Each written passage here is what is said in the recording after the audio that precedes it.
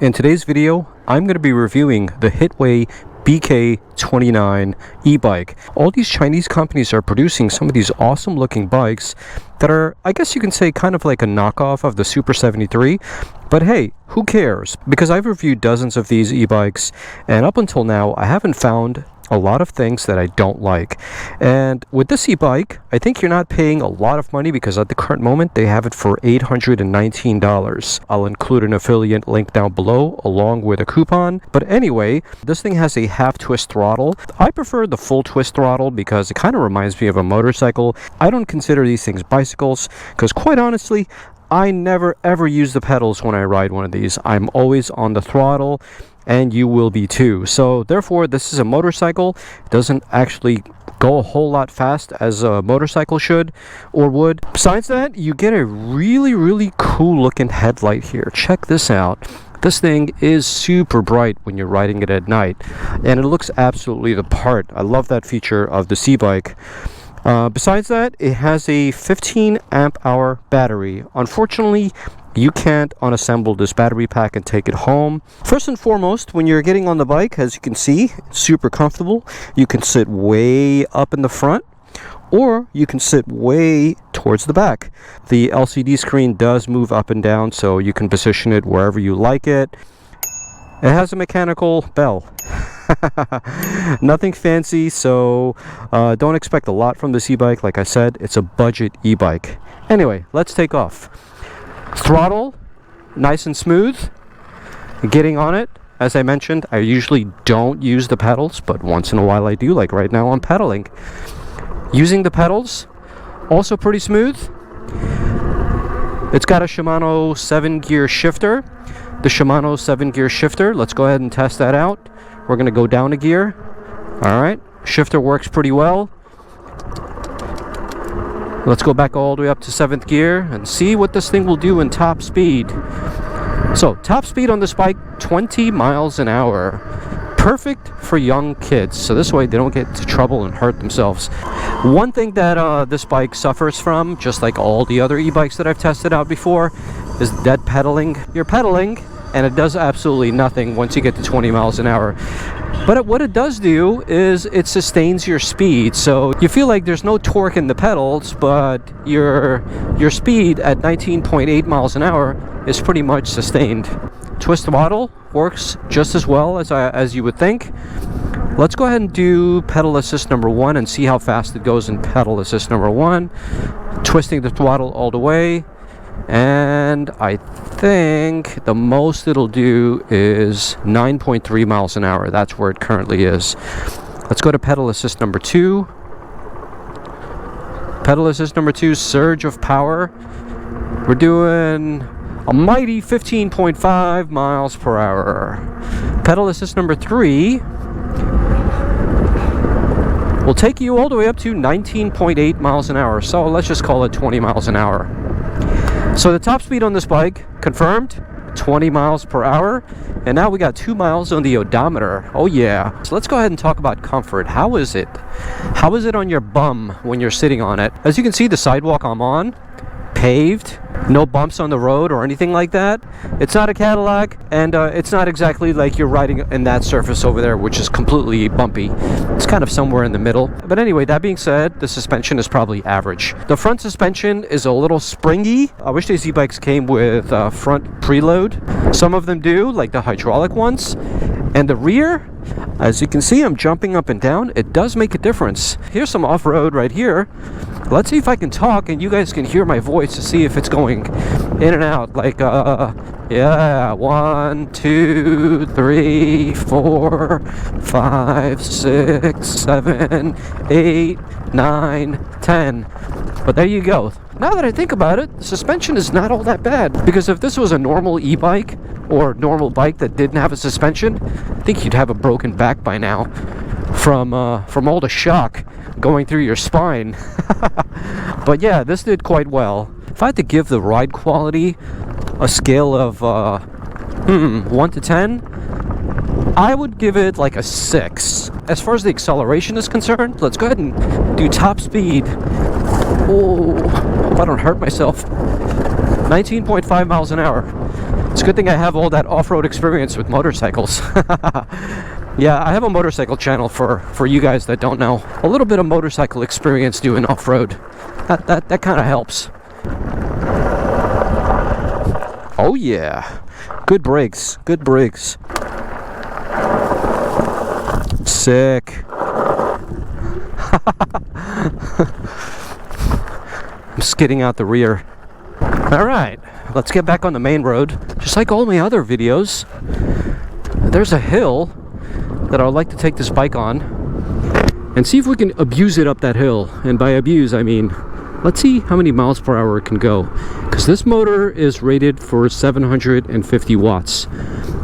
I don't know if they're telling the truth or not, but how fast we go up this hill will tell me all I need to know. Just for starting out, I'm going to give it pedal assist for some momentum.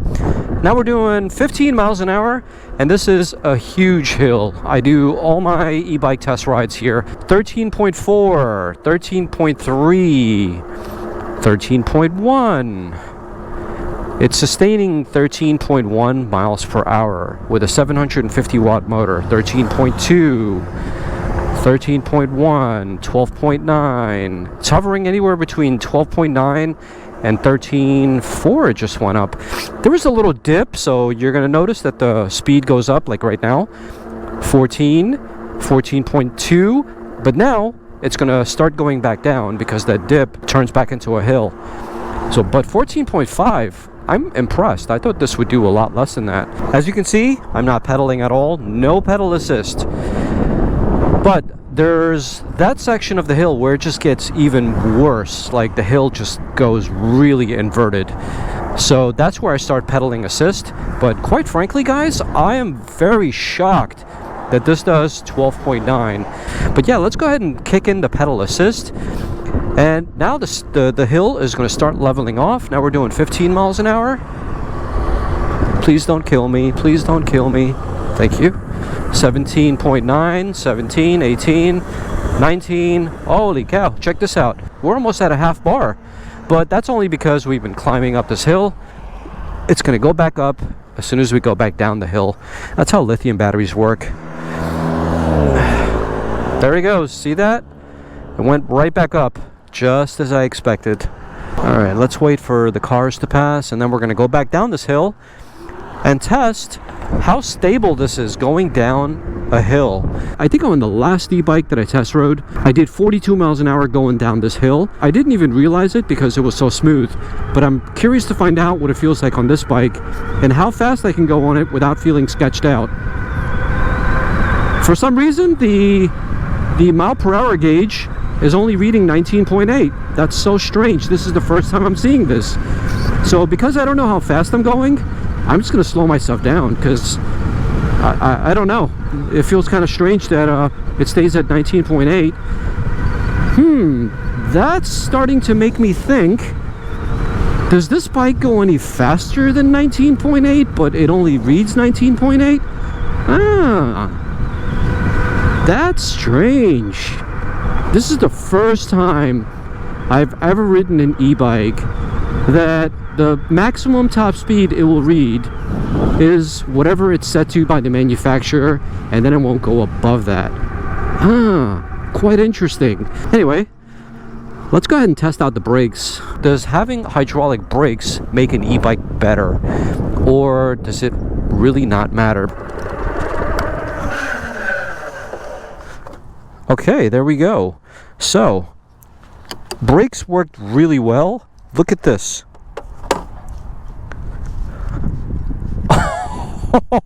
That's got to be at least 30 feet.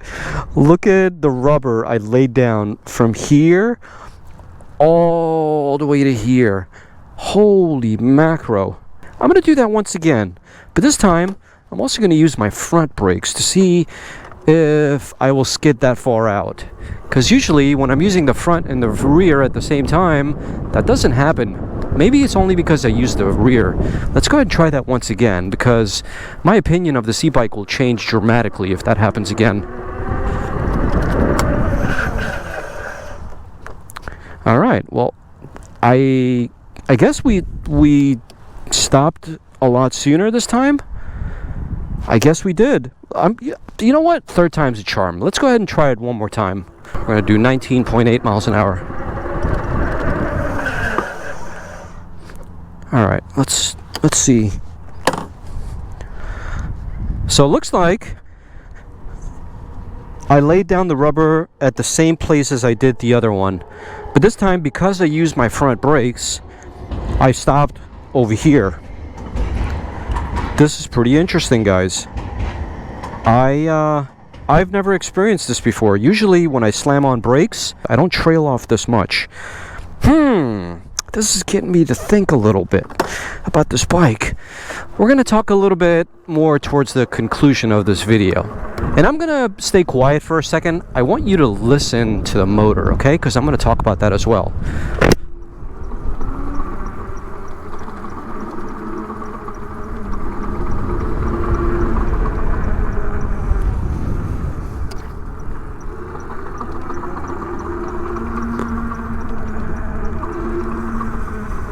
Okay, hopefully you guys heard the little sounds the motor makes. Instead of the typical whine, you hear a little something else, like a little I don't know if you guys can hear that. So guys, I have mixed feelings about this bike. I love the lights, I love the Super73 knockoff looks, big 15 amp hour battery, huge seat, you and your buddies can sit here and go all over the place. 20 miles an hour. Dead pedaling, yes, but Shimano shifter works really well. Can't expect a lot for $800 plus a discount. Let's talk about some of the negatives. For this kind of price, anywhere between $800 and $900, I've seen better quality material. Look at this. Kind of cheap if you ask me. Same with this. Look at this. I'm not sure if this was intentional or maybe they just did this because they wanted to cut corners. But usually there's like a wire mesh that connects here, and then this doesn't flop around as much. Not sure if that's intentional or that's just the look they were going for, or they just did it to cut corners. Same thing with this side. There's usually like a wire mesh that connects here, and this way this doesn't flop around. That's one thing, okay? Second thing, most modern e-bikes come with hydraulic brakes. This does not come with them, but I can understand this is not an expensive bike. That's why they didn't include it. Not exactly sure what kind of motor this is, but this is a 750 watt motor. Kind of makes a clickety clack sound. Not sure if it's just my e-bike or all of them sound the same. And now the biggest thing, brakes. That test I did over there 3 times, over there I should say, although these tires are great, I don't know if they have a lot of traction for situations where you got an emergency brake, because if you're slamming on the brakes to stop and then you're consistently skidding 30 feet before the bike actually stops, I don't know how I feel about that. If you want to go watch my last video, that garbage dump over there, do you see where I'm pointing at? I did the same exact test. So with this bike, I would not do that because I would definitely slam into it. But the other e-bikes, that did not happen. It has nothing to do with the brakes. I think it has purely something to do with the tires. The tires are skidding too much, and if you decide to buy this bike, perhaps maybe change out the tires and get a better set for yourself, so in case you do have to emergency brake, that doesn't happen to you. But anyway, overall, for $819 plus a discount, it's not a bad bike. It might need a little bit of upgrading because I just love the style. It's got a retro look to it. It's really handsome looking, and it's not all that large, and it doesn't weigh a whole lot. Check this out. This thing hardly weighs anything. Most of these e-bikes are like close to 100 pounds. So if you got like a 16-year-old and you want to buy this for your 16-year-old, great bike. But I would probably just replace the tires with like an upgraded tire set, and you're good to go. That's the only thing. And if you are interested in this e-bike, there's a link down below, and I appreciate you guys, and I'll see you on the next episode. Peace.